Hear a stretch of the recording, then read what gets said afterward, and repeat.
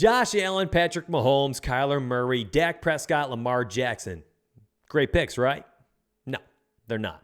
Maybe I took my crazy pills, but I'm not going to do what the rest of the industry is doing, and they're telling you to draft these phenomenal players. That's not analysis to me.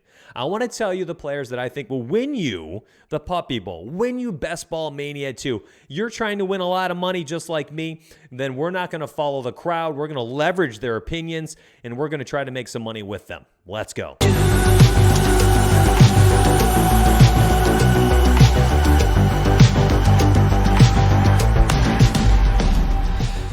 Now, the way I do my projections is I project to the tournaments I'm entering. These projections are not for 12-player teams. I am trying to win tens of thousands of dollars or even the $1 million contest at Best Ball Mania 2 over there on Underdog Fantasy. And I'm trying to win those. So when I did my projections, I projected them aggressively, and I projected them for the tournament. I took public perception, and I tried to use it against them. My goal is to go into these drafts without a set rule to draft by. I really just want guidelines. There's no rules. There's just guidelines in these tournaments. And when I'm doing this, so I'm trying to go in looking at value-based drafting. So a guy like Kirk Cousins, who, by the way, has a top 25 all-time touchdown rate and has Justin Jefferson, Adam Thielen to throw to. Irv Smith Jr., I think, helps the offense take a step forward as well. An offensive line that's phenomenal. Delvin Cook in the backfield. I love Kirk Cousins this year. Well, he is being drafted, my friends, at pick 152.5 down here as the 19th quarterback taken off the board, where you can get him basically in like the 13th round right now. That's crazy. I have him as the 11th highest rated quarterback, 11th highest projected quarterback. And by the way, over the last 11 weeks of the season, Kirk Cousins was the 5th best fantasy producer at the position, only surpassed by Allen, Mahomes, Murray, and Russell Wilson. They were the only 4 quarterbacks to score more points, Aaron Rodgers, not Russ. Only 4 quarterbacks to outproduce Kirk Cousins over the final 11 weeks of the season. Guess what happened over those 11 weeks? Justin Jefferson erupted. He made a statement, put himself up there inside the top 15 wide receivers at the position, and Kirk Cousins paid off. Now, when we're going into the season, we have an opportunity to take someone like that. You don't need to take him as the 11th quarterback on the board. You're doing value-based drafting, which means, my friends, you can wait till pick 135, 140 if you feel confident, and pick him then. You can pick him in the 12th, the 11th, the 12th, the 13th round. You don't have to swing and grab the 11th quarterback off the board at that ADP. The 11th quarterback off the board right now is going at pick 101. You can wait 45, 50 picks and get yourself Kirk Cousins, whom not only do I think is going to have a better season than Joe Burrow, but you're able to get him 40 picks later. Now, are there guys in here that are quality options? Abso-freaking-lutely. Aaron Rodgers, Tom Brady, these are great choices. But again, we're talking value-based drafting. If I have someone whom I think can score 316 points, and I also have these other guys, by the way, are in the same vicinity of where I am projecting, you have to pick 40 picks earlier to get these guys. And we're talking about a fantasy projection that is just 20 points higher than Kirk Cousins, 15 points higher. We're even talking guys who are being drafted ahead of him, whom I have projected lower. Even Matt Stafford, a phenomenal pick. I love him. Project him for 47, 59 passing yards, 32 touchdown passes. Great stacking options in Cooper Kupp and Robert Woods, who I think are values in and of themselves. But listen, you're drafting them at value. So at the quarterback position, Kirk Cousins, league-winning upside based on value. Let's slide over to running back, and we're going to do the same exact thing we just did at the quarterback position. All right, 4 running backs who I think will win you your Underdog Fantasy League. Chase Edmonds, my 22nd projected running back. I also have Ronald Jones Jr. here at my 29th projected. Kenyon Drake as my 32nd. Nyheim Hines as my 35th. Now, why are they all interesting selections to me? Now, Chase Edmonds being selected as basically the 78th overall pick. He is being drafted as the 29th running back off the board. I'm a huge fan of waiting on running back. I think the goal should be to try to get one of those studs in the first round, and then from there, you're going to gobble up as many wide receivers as you can and get a bunch of high-end ceiling at the wide receiver positions. Basically, have a roster built where you can have 3 stud wide receivers, and your flex option, also being a wide receiver. From week to week, they have the highest ceilings. Chase Edmonds, my friends, I think is due for about 200 or so touches.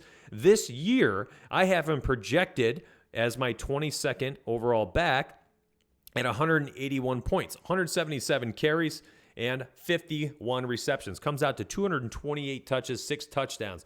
Now, I don't think he's going to be a touchdown magnet this year. I think James Conner potentially comes in there, gets a lot of the red zone work, but still a 49% market share out of that backfield on an offense on the rise. I think takes a step forward this year as well with Rondale Moore, A.J. Green coming to town. I do think A.J. Green provides that offense with a little bit of gas at the end of the depth chart that, maybe isn't as full as some of the younger players, but the type of gas he brings is going to be quality gas. And we got the high-end premium gas out of A.J. Green, where you're getting that veteran who knows how to work the sticks, knows how to move the sticks and work the first down line. And I think that he's going to do basically what Larry Fitzgerald had done for the previous 3 or 4 years, and that's be a bit more of a chain mover, not really going to be stretching the field. And I think A.J. Green basically does what Larry Fitzgerald could not do last year.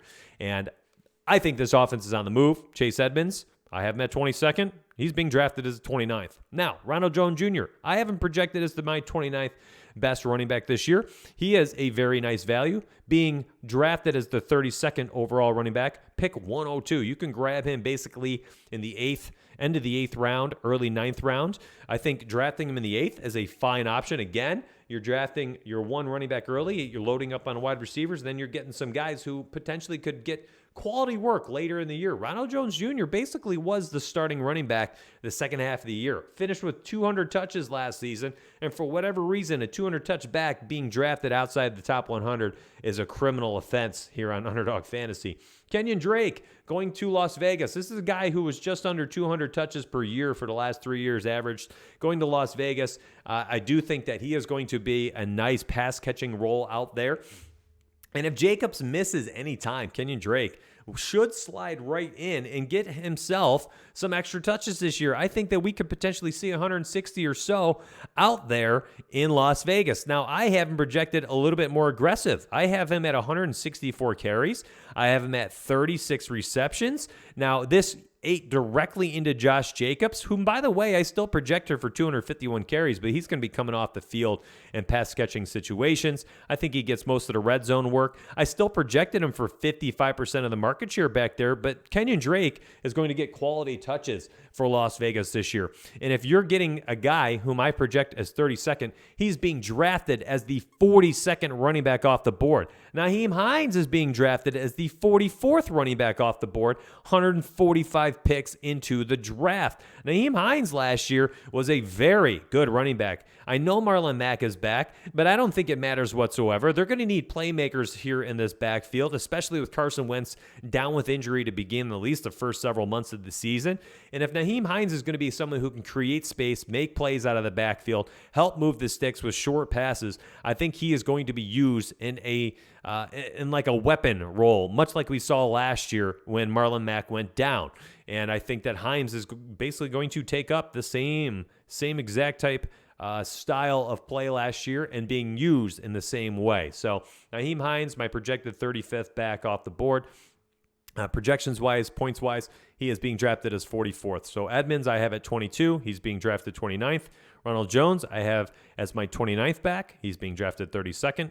And then here's the huge bargains to me. Kenyon Drake, I project as the 32nd back. He's being drafted as the 42nd. Nyheim Hines, my 35th. He's Underdog's 44th. When you're looking at these guys, a situation that you could potentially have is, you grab a stud running back in the first round, you grab Edmonds here later in maybe the 6th or 7th. If you don't want, pass him up and then go with Ronald in the 8th, go with Drake in the 10th, go with Hines in the 11th, and then get the other guy we just talked about, Kirk Cousins.